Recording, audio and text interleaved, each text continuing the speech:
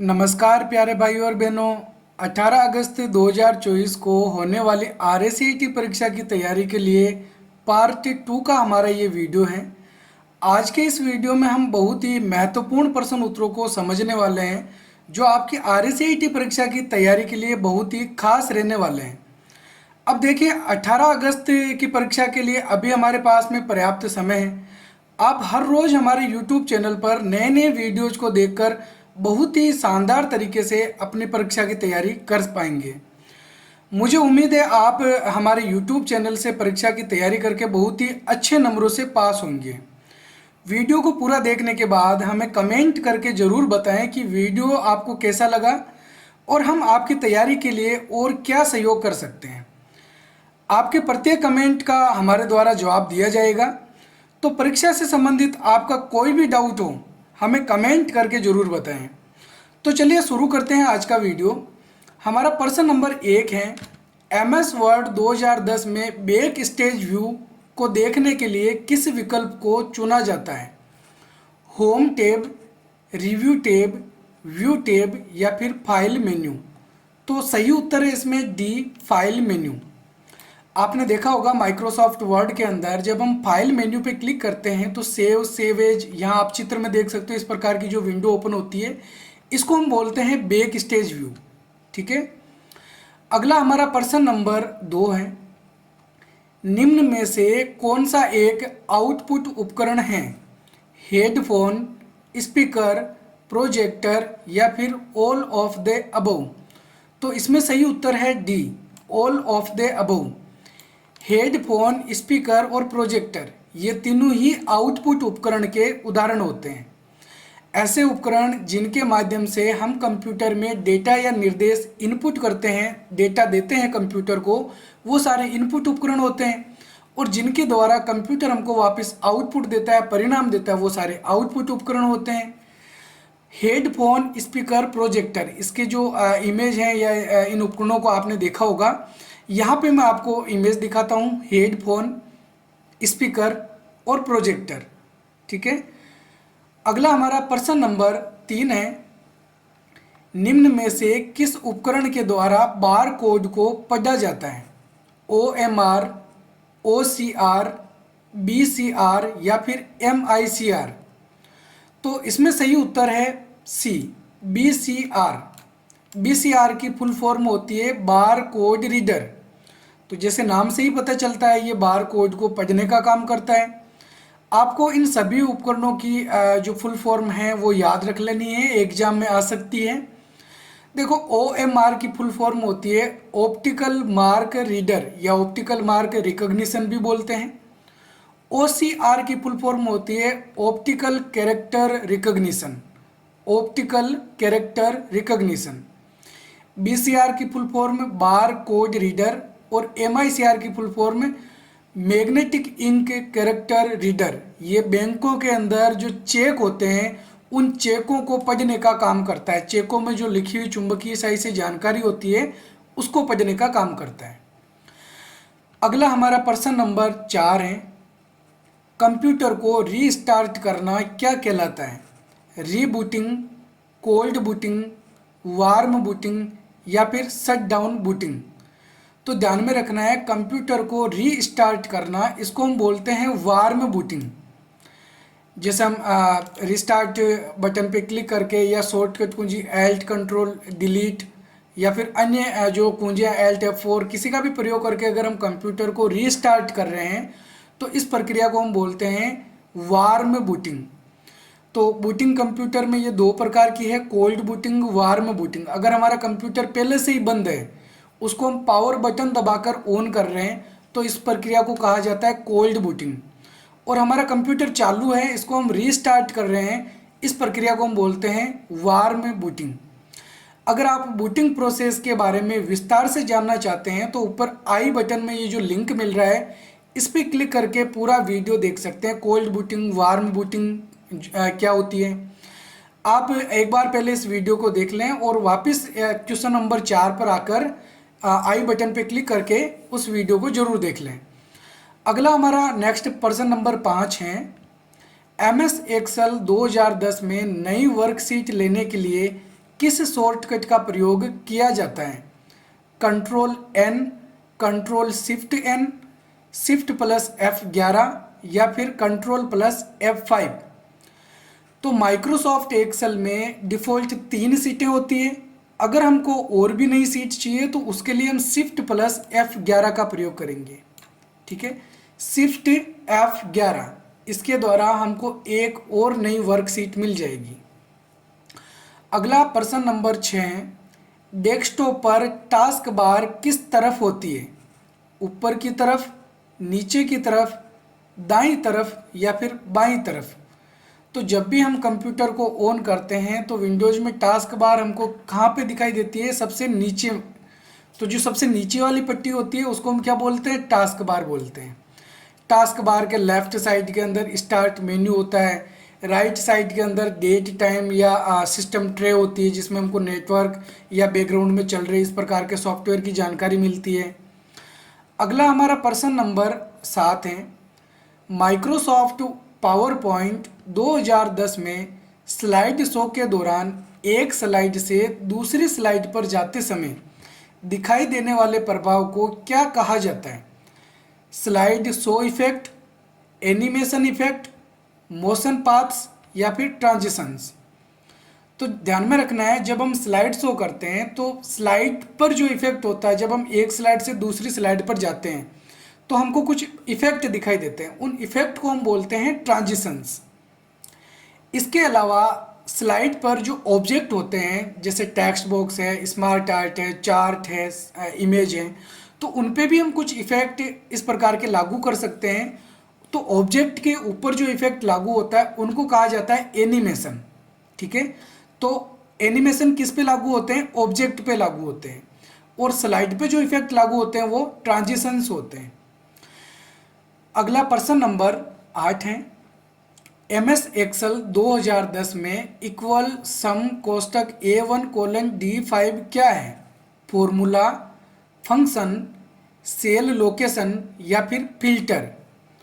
तो जो बराबर सम लिखा हुआ है ये जोड़ने का काम करता है। तो ये कोई फॉर्मूला नहीं है, ये एक फंक्शन है जिसके द्वारा हम जो भी सेल है A1 से लेकर D5 तक, इसके अंदर जो भी वैल्यू लिखी हुई है, जो भी संख्याएं लिखी हुई, उनकी जोड़ निकाली जा सकती है। तो जो पहले से ही सेव हैं वो फॉर्मूला होते हैं, सॉरी फंक्शन होते हैं। और अगर हम बराबर जैसे A1 plus B1 plus C1 इस तरीके से हम जोड़ते हैं सेलों को, तो वो एक फॉर्मूला होता है। ठीक है, तो फॉर्मूला हम बनाते हैं और फंक्शन ऑलरेडी पहले से सेव होते हैं। अगला हमारा प्रश्न नंबर 9 है, रिसाइकल बिन में किसे रखा जाता है?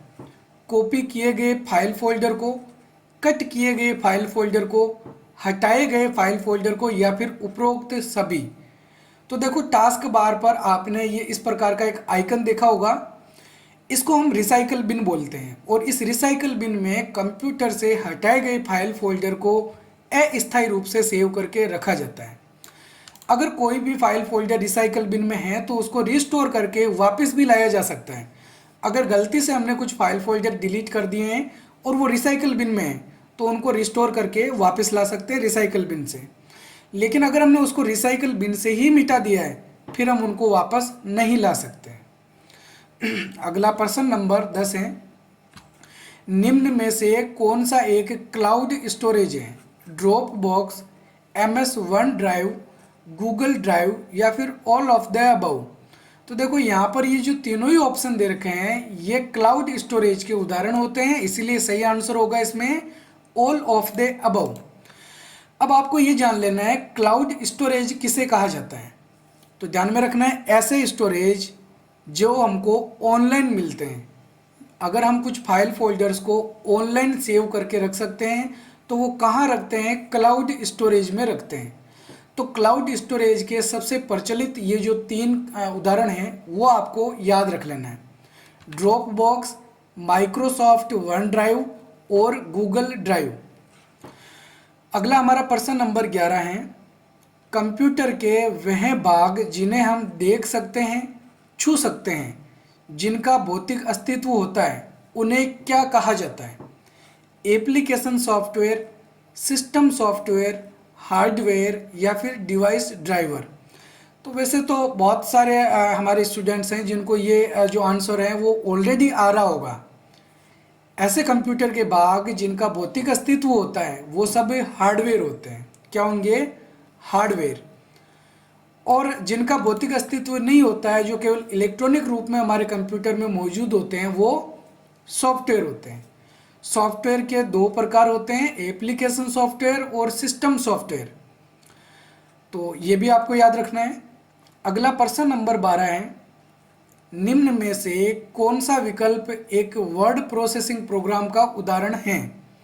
Notepad, MS paint, MS word या फिर एमएस एक्सेल।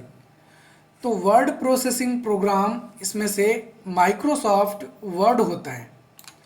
इसके अलावा आपको ध्यान में रखना है, कंप्यूटर के अंदर विंडोज में डिफ़ॉल्ट जो वर्ड प्रोसेसिंग प्रोग्राम होता है, बेसिक वर्ड प्रोसेसिंग प्रोग्राम, वो वर्डपैड होता है। तो वर्डपैड जो है वो एक बेसिक वर्ड प्रोसेसिंग प्रोग्राम है जो कि विंडोज़ के साथ में आता है। लेकिन अगर हम कुछ ज़्यादा एक्स्ट्रा कार्य करना चाहते हैं, ज़्यादा टूल्स का यूज करना चाहते हैं, तो हमको माइक्रोसॉफ्ट वर्ड की ज़रूरत पड़ती है, जो हमको हमारे कंप्यूटर में अलग से इंस्टॉल करना पड़ता है। अगला प्रश्न नंबर 13 है, किसी दस्तावेज में पेज के चारों तरफ छोड़े गए रिक्त स्थान को क्या कहा जाता है? मार्जिन, रिबन, ग्रुप या फिर ब्लैंक डॉक्यूमेंट एरिया। तो डॉक्यूमेंट के चारों तरफ हम कुछ खाली जगह छोड़ते हैं ताकि पेज को हम आसानी से प्रिंट कर सकें। तो जो खाली जगह छोड़ी जाती है उस खाली जगह को कहा जाता है मार्जिन। पेज के चारों तरफ छोड़ी गई खाली जगह मार्जिन कहलाती है। ठीक है। अगला प्रश्न नंबर 14 है, निम्न में से कौन सी कंप्यूटर मेमोरी अस्थायी होती है, जो केवल कंप्यूटर के ऑन रहने तक ही डेटा को रखती है और कंप्यूटर बंद होने के बाद उसमें रखा डेटा मिट जाता है? रैम, रोम, हार्ड डिस्क ड्राइव या फिर पेन ड्राइव।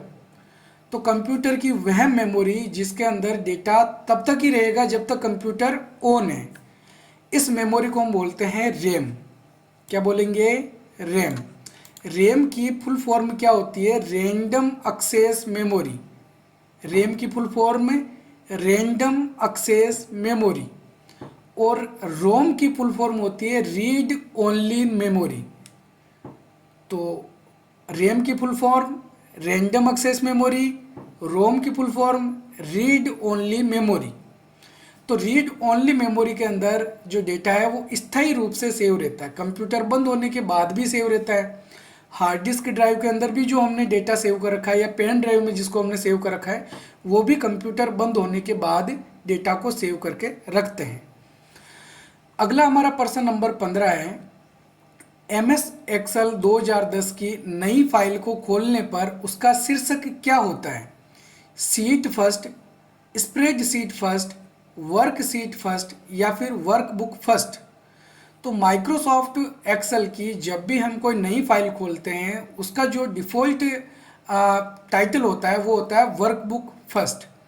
वर्कबुक या फिर बुक फर्स्ट लिखा हुआ हो सकता है। तो ये माइक्रोसॉफ्ट एक्सेल में डिफ़ॉल्ट जो है वो टाइटल होता है। अगला प्रश्न नंबर 16 है, निम्न में से भारत में निर्मित प्रथम कंप्यूटर कौन सा है? परम, सिद्धार्थ, अनुराग या फिर तेज। तो इसमें सही उत्तर है बी, सिद्धार्थ।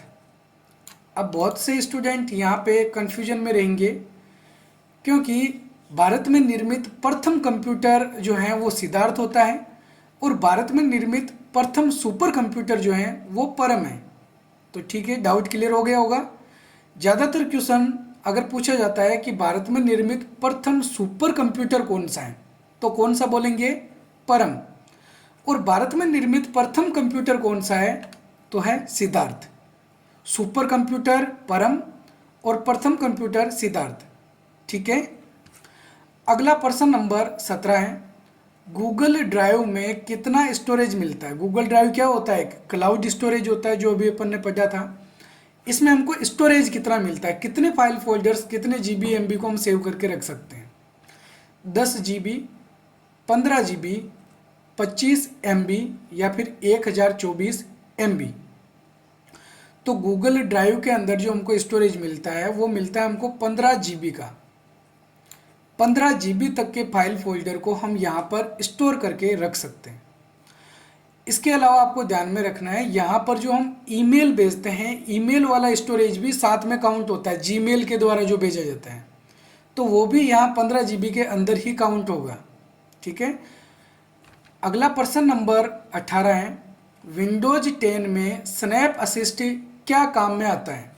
वीडियो कॉल करने के लिए, स्क्रीनशॉट लेने के लिए, कंप्यूटर स्क्रीन पर एक से अधिक विंडो चलाना, उपरोक्त सभी। तो स्नैप असिस्ट के द्वारा हम कंप्यूटर स्क्रीन पर एक से अधिक विंडो को चला सकते हैं। एक से अधिक विंडो को अगर हम एक साथ मैनेज करना चाहते हैं कि हमको डेस्कटॉप पे सारी विंडोज़ को एक साथ देखना है जो हमने टास्क बार पे ओपन कर रखी है, उसको और भी अच्छे तरीके से अगर हम विंडोज़ को अलग अलग रखना चाहते हैं तो स्नैप असिस्ट का हम प्रयोग कर सकते हैं। तो बहुत प्रकार के हमको यहाँ पर ऑप्शन मिलते हैं कि किस किस तरीके से हम विंडोज़ को डेस्कटॉप पे एक साथ में देख सकते हैं। अगला हमारा प्रश्न नंबर 19 है, निम्न में से कौन सा प्रिंटर सबसे तेज गति वाला है? Inkjet printer, dot matrix printer, Daisy wheel printer या लेजर प्रिंटर? तो इनमें से सबसे तेज गति वाला जो प्रिंटर है वो है लेजर प्रिंटर। सबसे तेज गति वाला प्रिंटर लेजर प्रिंटर होता है। ठीक है। अगला प्रश्न नंबर 20 है, कौन सा कंप्यूटर किसी भौतिक ताप, दाब या माप आदि के आधार पर कार्य करता है? Digital computer, analog computer, hybrid computer या फिर नॉन ऑफ द अबव, कोई नहीं। तो जो कंप्यूटर किसी ताप, दाब या माप के आधार पे काम करता है, भौतिक ताप दाब के आधार पे काम करता है, उसको हम बोलते हैं एनालॉग कंप्यूटर। एनालॉग कंप्यूटर के बहुत सारे उदाहरण हमको देखने को मिल जाते हैं, जैसे थर्मामीटर होता है जो टेम्परेचर मापने का काम करता है, पेट्रोल पंप पर पेट्रोल मापने के लिए, वजन मापने वाली जो मशीन आपने देखी होगी जिसके ऊपर हम खड़े होते हैं और एक सुई चलती है जिससे हमको वजन का पता चल जाता है। इसके अलावा जो हमारी घड़ी होती है सुइयों वाली, वो भी एनालॉग कंप्यूटर का एक उदाहरण है। तो ऐसे इसके अलावा जो स्पीडोमीटर होता है गाड़ियों का, जिसके द्वारा स्पीड देखी जाती है। तो ऐसे बहुत सारे उदाहरण हैं एनालॉग कंप्यूटर के। डिजिटल कंप्यूटर जो होता है वो डिजिट के आधार पे काम करता है। इसमें डिजिट 0 और 1 होते हैं। तो डिजिट का आधार कितना होता है? 2 होता है। कौन कौन से? 0 और 1। हम जो कंप्यूटर यूज करते हैं वो ज़्यादातर डिजिटल कंप्यूटर ही होते हैं। और हाइब्रिड कंप्यूटर जो होता है वो इन दोनों का मिला जुला रूप होता है।